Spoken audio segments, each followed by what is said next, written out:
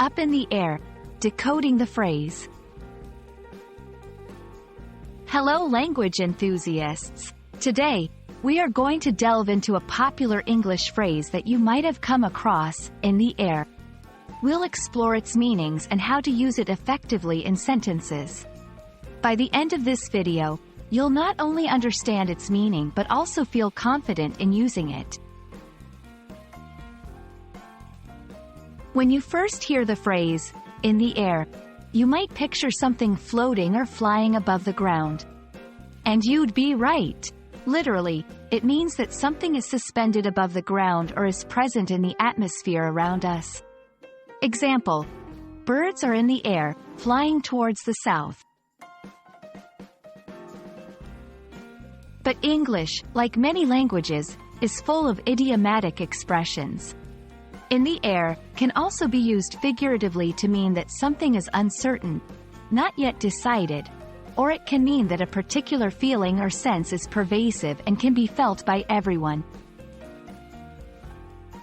2.1 Sense of uncertainty.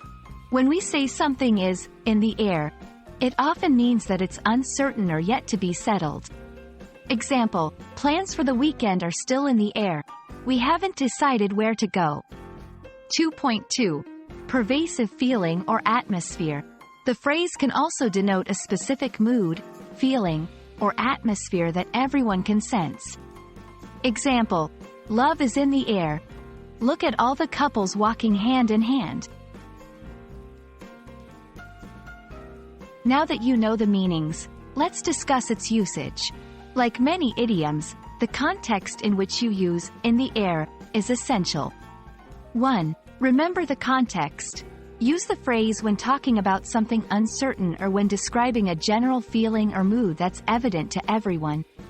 2. Don't overuse. Like all idiomatic expressions, it's best not to overuse this phrase. Use it when it feels natural and relevant. 3. Combine with descriptive words. Sometimes, adding a descriptive word can enhance the meaning. E.g., excitement is in the air, or change is in the air. And there you have it. The next time you hear or read the phrase, in the air, you'll know exactly what it means. Whether it's birds literally flying or a sense of excitement that everyone feels, you're now equipped to use and understand this phrase like a pro. We hope this video has been enlightening, and remember, English is full of such fascinating phrases waiting to be discovered.